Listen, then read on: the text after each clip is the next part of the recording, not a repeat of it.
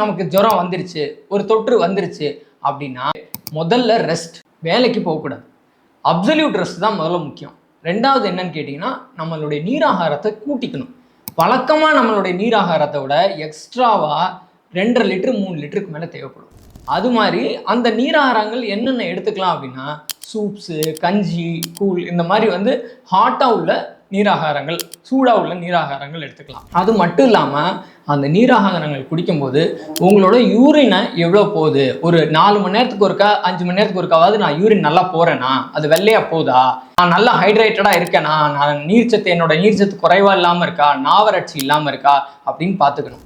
Suppose உங்களால் நீராகாரம் எடுத்துக்க முடியல, வாந்தி இருக்குது, இல்லை கண்டினியூஸாக பேதி இருக்குது, இல்லை ரொம்ப அதீத சோர்வு இருக்குது அப்படின்னா இம்மீடியட்டாக ஒரு மருத்துவரையோ ஒரு ஹாஸ்பிட்டலுக்கோ போக தயங்கக்கூடாது. இதன் மூலமாக தான் தீவிரமான கிட்னி பாதிப்பை நம்ம தடுக்க முடியும்.